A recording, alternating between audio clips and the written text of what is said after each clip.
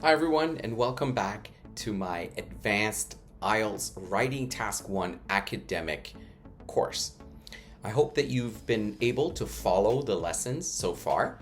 If you have, you know that we started by understanding the different kinds of requirements of this task, and then we familiarized ourselves with the different kinds of charts, tables, graphs, visuals that you can expect to encounter on the day of the test. And in spite of all the surface level differences, we identified three types of data, and these were discrete, interval, which are both quantitative, and qualitative data, which tends to be presented in the form of process information. We also came up with an outline for our response. If you recall, we answered a series of questions, and through answering all those questions, we figured out what the overall structure and outline of our report is going to look like. Today, in this lesson, we're going to be focusing on a very important skill, which is what you need in order to write your introduction paragraph. And that skill is paraphrasing. Before we get into paraphrasing and we learn about the introduction paragraph and how we can write an effective one, let's review the outline and the structure of our report to see what it's exactly going to look like.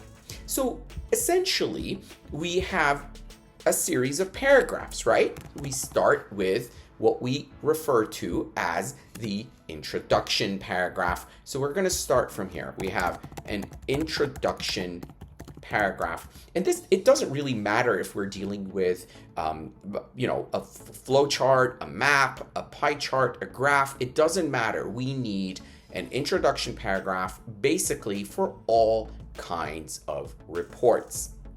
So all reports will need to follow this structure basically.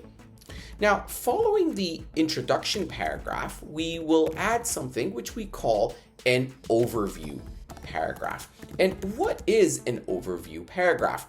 If you recall from our previous lesson, you were supposed to identify two key points or two main features main observations, main takeaways, if you will, from the chart that you're given. And these important comparisons, bold trends that are observable or what have you, will need to appear in the overview paragraph. So this is where I will add my key points. Following this, again, if you remember, we were supposed to divide up the information into 2 or 3 parts. And each part was supposed to be summarized in something around 2 or 3 sentences. So this means, depending on how we divide up our information, we're going to end up with either 2 or 3 body paragraphs. So I'm just going to write this here. Body paragraph 1, body paragraph 2, and then body paragraph 3 is really optional. So you may or may not have a third body paragraph.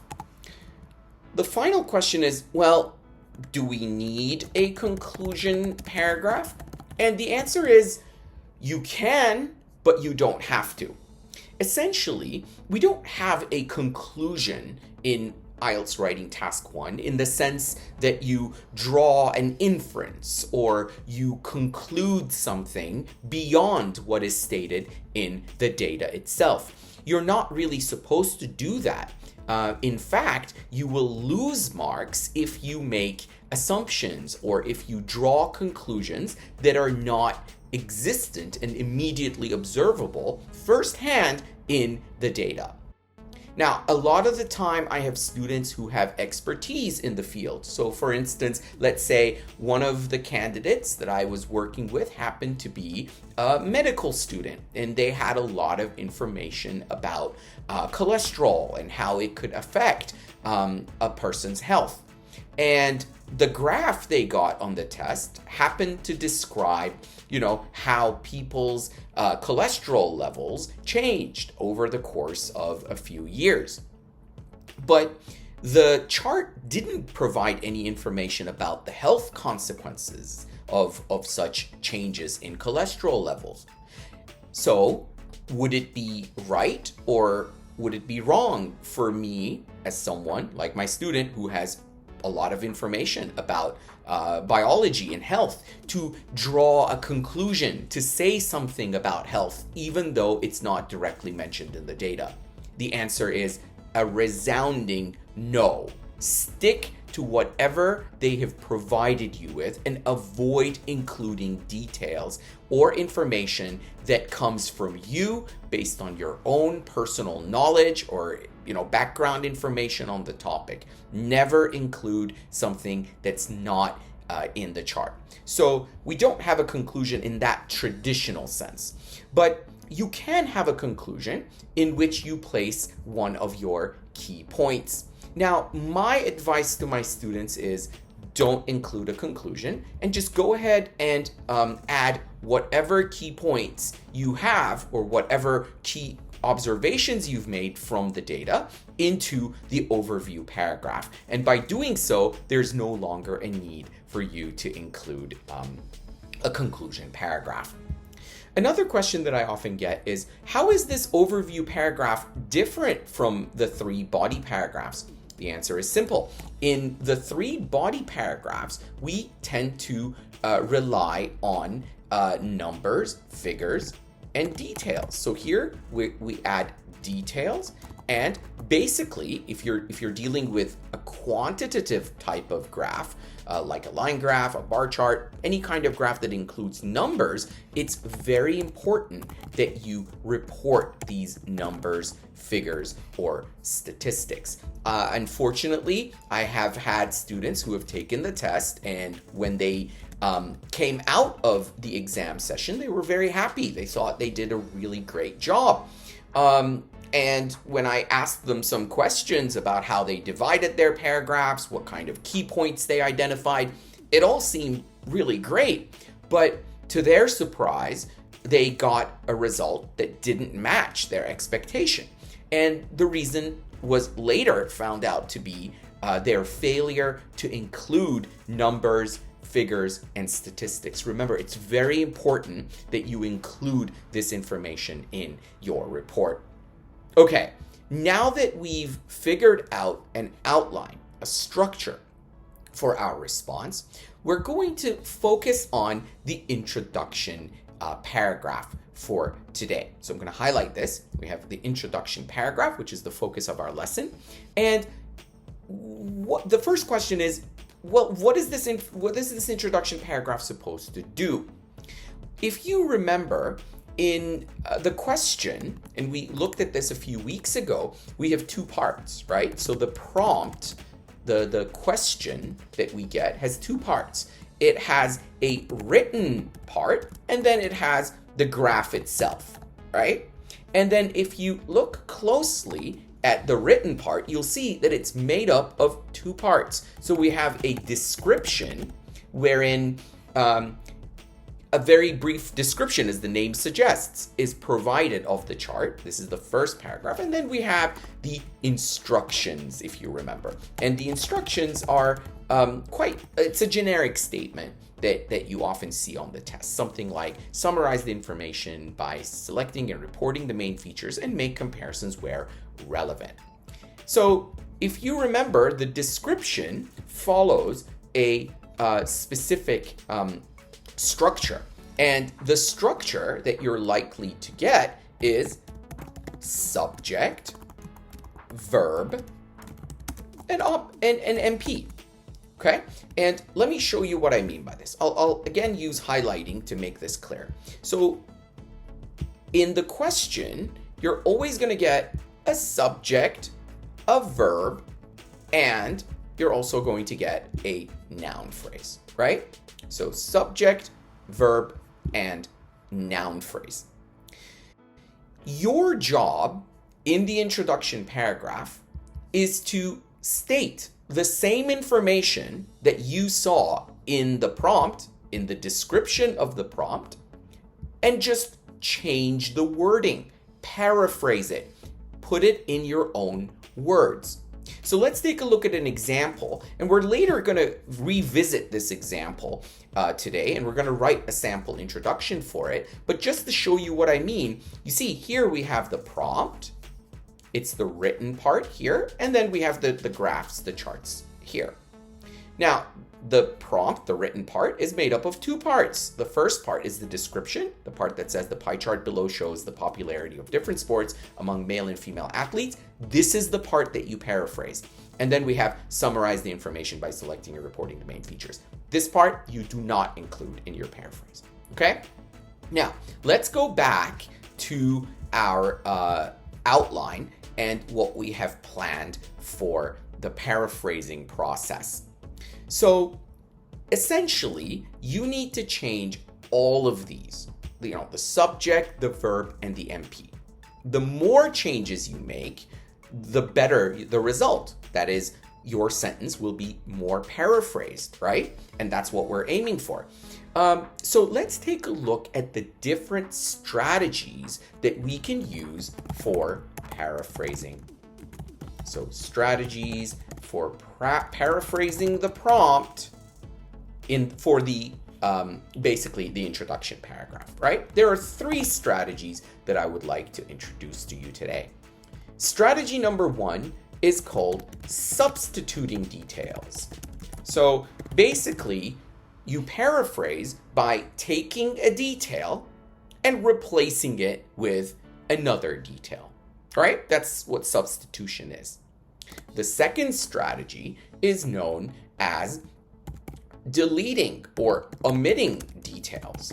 So sometimes you look at the prompt and you paraphrase it, not by changing something, but by deleting or removing a word or a phrase from the prompt.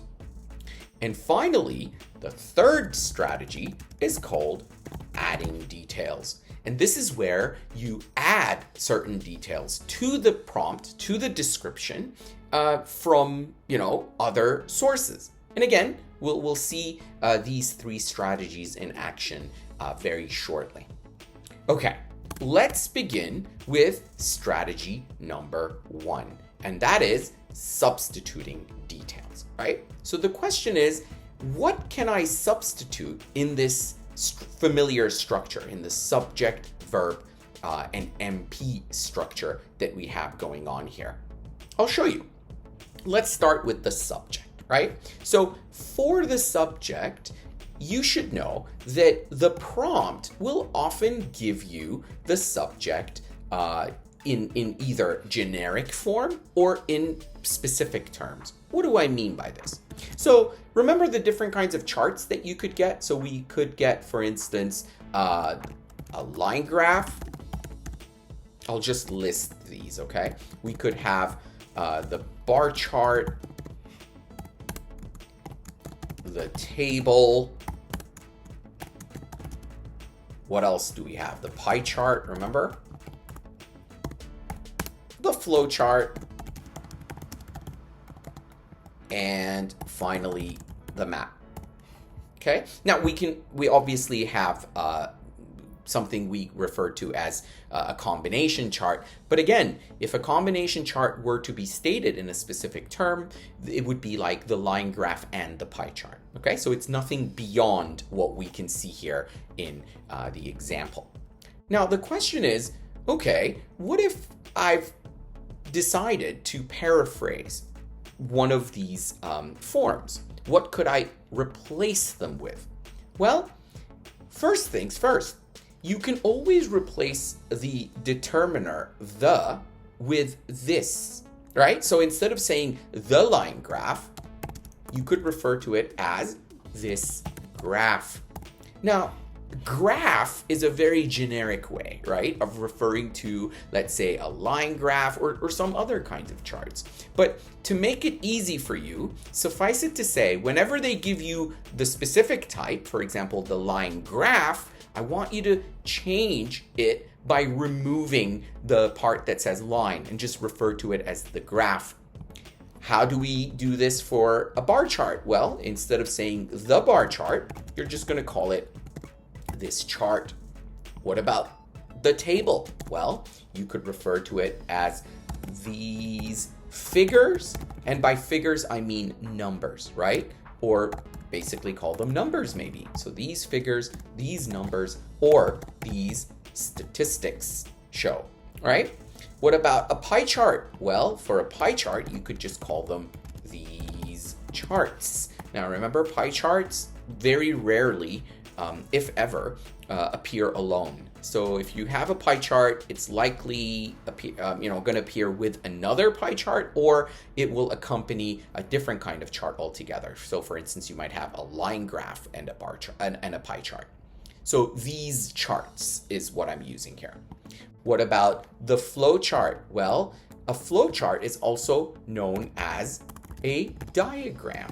So we could call it this diagram. You could also refer to it as a figure, like this figure shows. So figure, if it's used in the plural, like these figures, it might refer to multiple diagrams, or it might refer to numbers and statistics, as we saw here in this example, replacing the table with these figures, right? And finally, a map can be referred to as an illustration. So there you go. See, the subject can consistently be paraphrased by following this structure that I just showed you here. So, when you take the test, 100% guaranteed, you're going to change the subject. And remember, the change goes both ways, meaning if the question says the line graph and you change it to this graph, the opposite could happen as well, meaning if the question says this graph, or if the question says this chart, then you could replace it with the line graph or the bar chart. So it goes both ways. Okay, so far, the subject, we've taken care of it. What about the verb? Well, the verb can also vary. Sometimes, and the most common form of verb is the verb show, like the bar chart shows, the line graph shows, and quite easily you can replace show with describe. So you could say, instead of the line graph shows, you could say this graph describes. So as you can see, the change is quite easy. What about if you have a different verb? So for example, the verb illustrate is very often used with qualitative charts like a map or a flow chart. Well, you can take illustrate and replace it with a verb like depict, right? So the bar chart illustrates, or the bar chart, the flow chart, for example, illustrates, or the flow chart depicts. So there, the verb is also taken care of. So we're going to highlight this in the same color pertaining to the verb.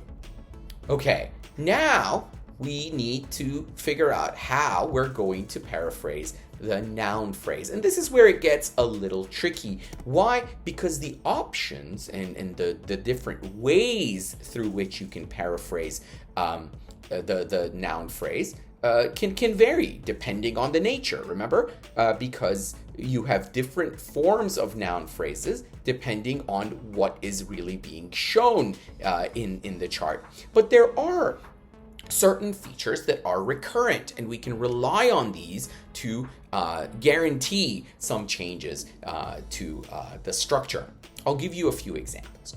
So a lot of the time in the question, you're going to have something like the bar chart shows the number of X. And, X could be whatever, right? The number of students, the number of hospitals, the number of bus stops, right? And so you can replace number of with rate of. So whenever we're talking about statistics, the amount or the rate of something, the rate is a very general word, and you could reuse it to replace number. In this case, number, bear in mind, is used with countable nouns, and rate can also be used for countable nouns. So for example, I could say the number of students studying medicine, or the rate of students studying medicine. So whenever we're discussing statistics of something, the word rate can be used in this sense. But what about the opposite? What if the question says the rate of X? Can I always use a number? No, because it depends on whether the noun is countable or uncountable. You see, with amount, we use uncountable nouns. So the number of students is countable, or the amount of water is uncountable. So what can we do? How can we paraphrase amount of something? Well, once again, we have rate of to the rescue. The great thing about rate of is that it can be used both with countable and uncountable nouns.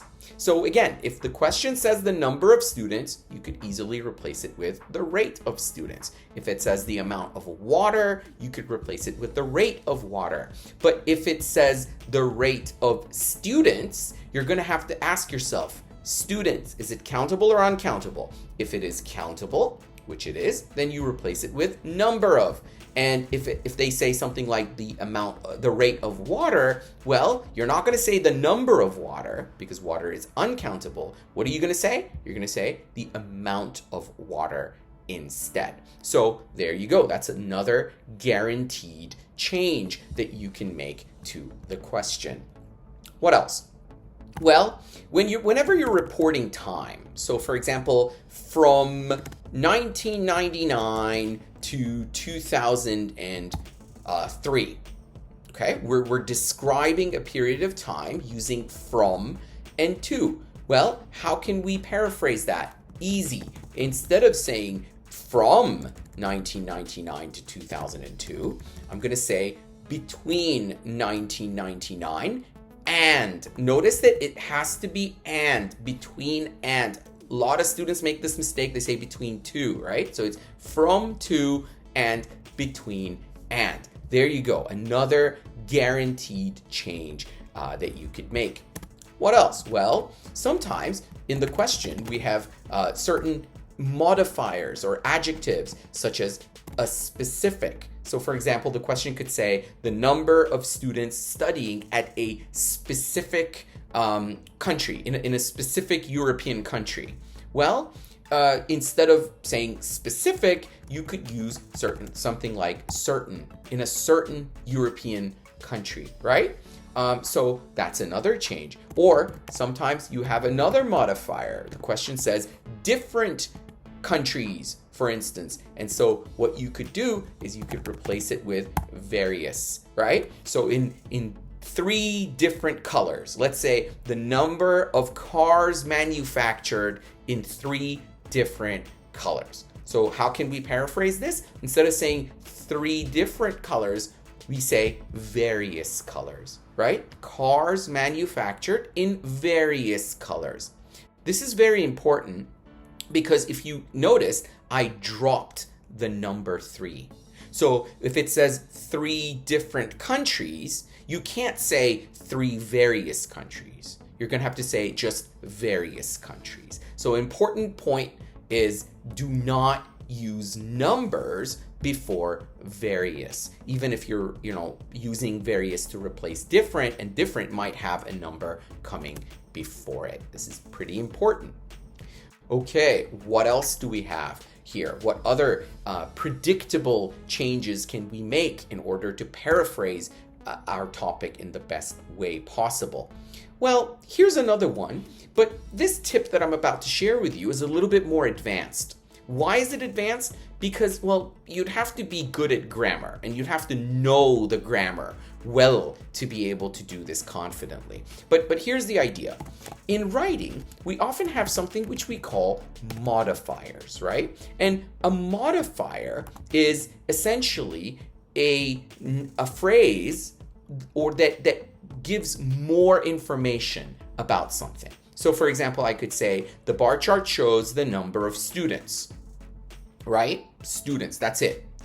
If I want to add more information, to students, like who are these students, right? What about them?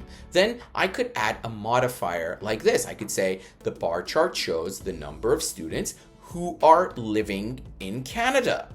So who are living in Canada is a modifier, a relative clause, if you know your terminology, but essentially it's a modifier. And what you can do is you can take full modifiers and you could replace them with reduced modifiers. Let me show you what I mean. Remember the example? The bar chart shows the number of students who are living in Canada. The modifier is who are living in Canada. Now, if you want to reduce this, you could also say the bar chart shows the number of students living in Canada. Remember, the original was who are living in Canada. The reduced form is living in Canada. This is called reducing a modifier. We removed who are and we made the modifier shorter. You can do the same when you're paraphrasing. So if you spot a modifier, if you know the rules for reducing it, and the rules, I suggest you review these rules if you're not sure, how modifiers can be reduced. But essentially, if you see a full modifier, reduce it. And vice versa, if you happen to come across a reduced modifier, so if the question says the bar chart shows the number of students living in Canada, then maybe you could replace it with the bar chart shows the number of students who are living in Canada. That is, you took the reduced form and you replaced it with the full form, which is the opposite of what we did first. Okay, but what about so far, we've been looking at features that appear in the noun phrase of quantitative charts, right? So we've been looking at bar charts, line graphs, right? These are the phrases and structures that frequently appear in the description part of these kinds of questions. But what if we're dealing with a qualitative chart instead, like a map or a flow chart? Are there certain expressions that we can change? 100%. So for example, in a flow chart, we have something like the bar chart shows the diagram, for example, shows the process of something. Very, very common expression. So instead of saying the process of, you could use the steps involved in.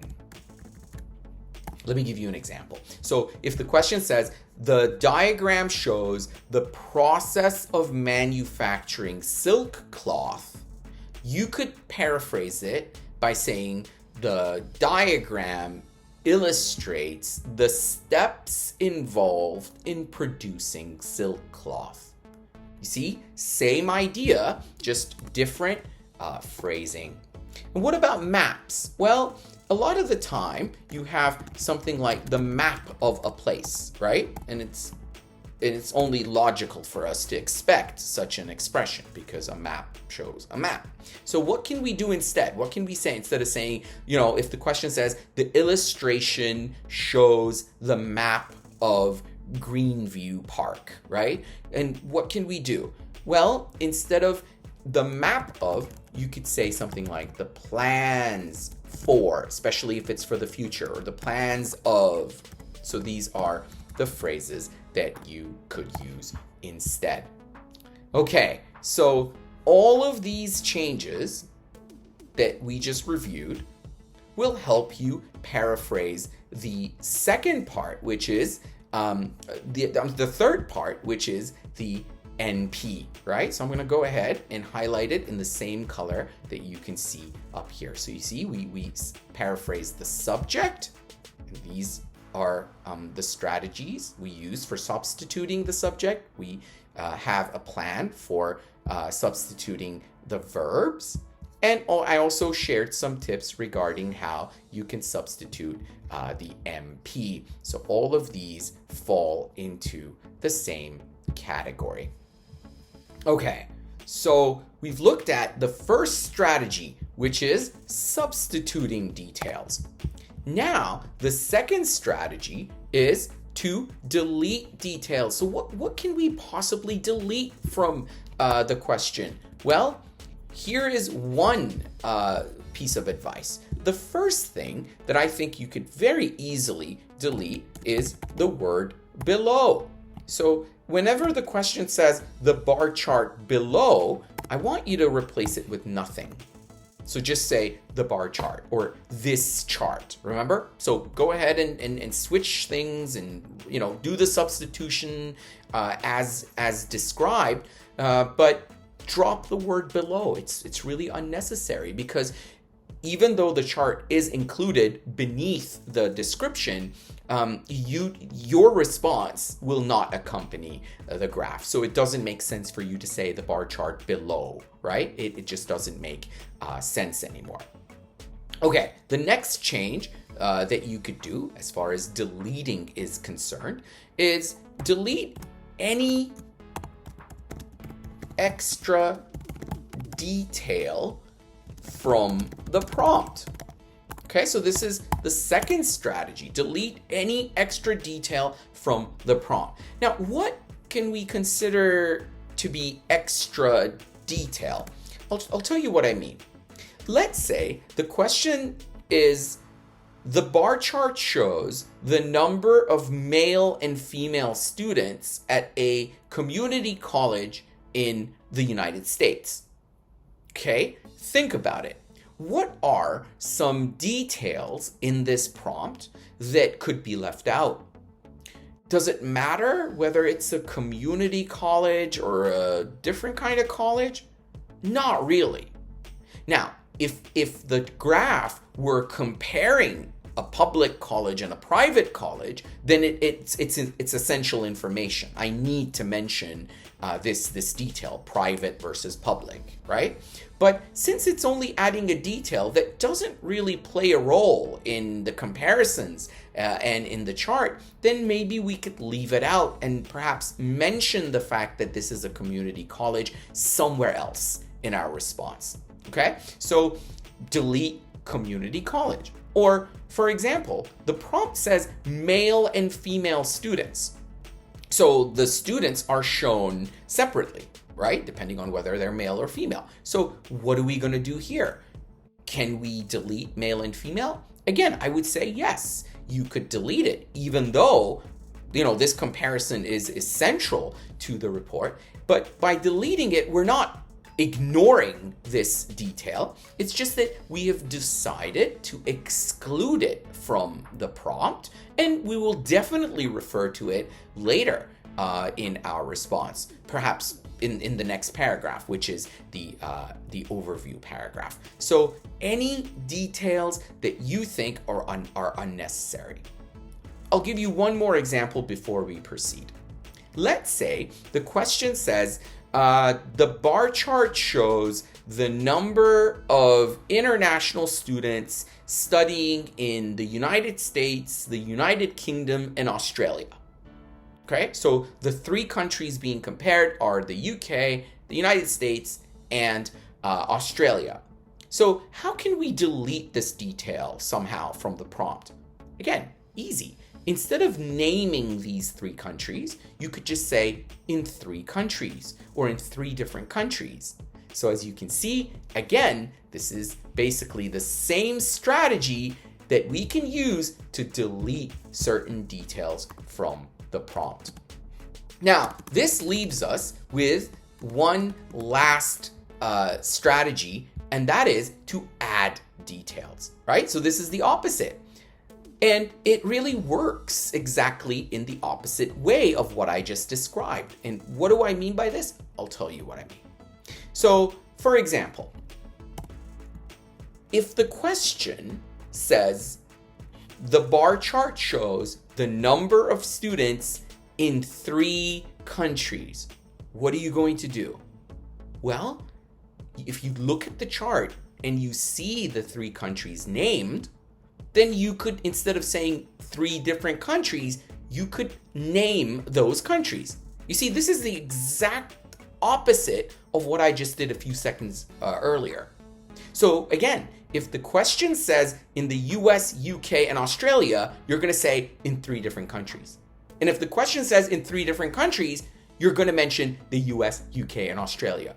Now, sometimes students ask me, where are these details going to come from? Like, how do I know? Well, from the chart. So add extra details from the chart and its surrounding information.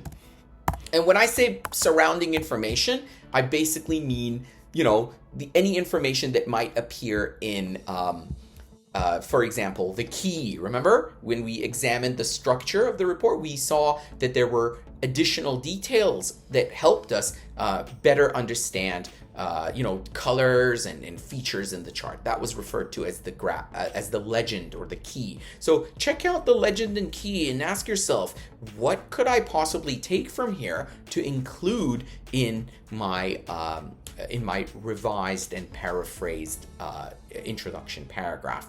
So quite easy to use, a very, very effective strategy for paraphrasing. Okay. Now that we've learned about all the structures and strategies for paraphrasing our question, let's put all of this into practice, and let's see if we can paraphrase a few samples together. Let's start with this sample here. So we're going with a pie chart, and this is a combination chart essentially. Remember, we read the prompt. The first part is the description. So it says the pie charts below show the popularity of different sports among male and female athletes in a small Australian town. Let's see how we're going to paraphrase this. Ready? Let's go. Step 1. It says the pie charts, right? It says the pie charts. So what am I going to do instead? I'm going to change it to these charts. Okay? Now, below, we always delete it below. So I'm going to delete it too. Show. Well, remember, we had the verb describe. Always pay attention to subject-verb agreement. So don't say these charts describes. Sometimes, when you switch things around, your subject may change. Always make sure that the verb corresponds to the subject. So these charts describe. Okay. What do they describe? It says the popularity of different sports among male and female athletes. Now, here's a little tip. Remember, around the charts themselves, like if you look at the chart itself, or if you have more than one around the charts, you will notice that sometimes the MP has been paraphrased for us. So if the question says the popularity of different sports, here I have the percentage of male athletes, the percentage of female athletes. So why don't I just borrow or steal what I see here from the chart? It makes it easier, doesn't it? So these charts describe. Now, percentage. What could I use instead of percentage? I could use proportion. All right. I don't know if I mentioned this before, but that's another bonus change that you could make. The percentage of can be changed to the proportion of, right? So the proportion of, now it says male and female athletes. So I'm just going to say the proportion of athletes, okay?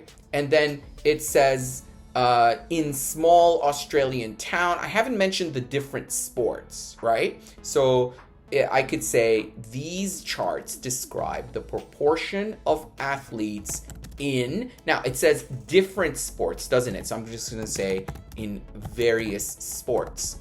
Now, sometimes students say, can I name all the sports? Like instead of saying in various sports, can I say in basketball, table tennis, chess, cycling, track and field, swimming?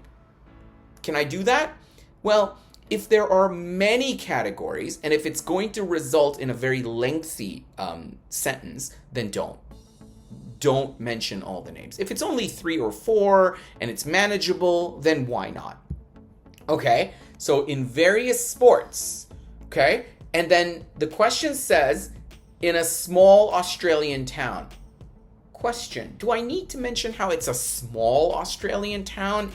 Well, maybe it is important, but there is no urgency for me to mention this in the first paraphrase sentence. So what I'll just do is I'll add Australian to somewhere else. So the proportion of, let's add it here, Australian athletes in various sports, right? Or sporting, we could say categories maybe, but essentially this is the paraphrased sentence that I have. And again, if you go back and review all of the structures and strategies that we've looked at in today's lesson, you'll see that I've actually made changes to all three, and I've tried to use all three strategies. So subject, verb, and MP have been changed. These charts is my subject, okay? So just like that. Describe is my verb. And then the proportion of Australian athletes in various sports, this is going to be my MP. So these are corresponding to what we saw above. Just to make sure the colors are all consistent, here we go. So there, paraphrasing in action. Let's do another one. This time, we are going to paraphrase this response, which belongs to a qualitative chart, in this case, a map. All right, let's see. Step by step, let's do this together. So first of all, the question says, the maps below show the map of Woodbridge Shopping Center in 1984 and 2002. Let's do this, okay? So first things first, it says what? The maps below, right? So we have the maps below shows. So I will show you this one more time. Yep, here we go. So the maps can be changed to these illustrations, perhaps, right? So let's try to use these illustrations. Okay, below, we always drop below. Show, illustrate. Is that a good verb to use? These illustrations illustrate? Well, no, we have another verb, depict, right? And then it says the map of Woodbridge Shopping Center. So I'm going to say the plans for Woodbridge Shopping Center. Now, don't worry about repeating names and the head noun. So for example, if the question says the bar chart shows the number of students, don't paraphrase the MP core. Don't paraphrase students. Repeat it. It's a key word. It's a key phrase. It's meant to be repeated throughout your response. So Woodbridge Shopping Center, I don't need to change Woodbridge. Obviously, that's the name. And also shopping center is a shopping center. I could use mall, but not all shopping centers are malls, right? So I may be inadvertently changing what is expressed here. So it's very important that you remain consistent and that you don't make changes that might alter the intended message and the nature of the task. Okay, and then it says in 1984 and 2002. So instead of saying in 1984 and 2002, I'm going to say in 2 different years. Okay, and I can also add some additional changes of my own. Depending on your level of English, you can do this.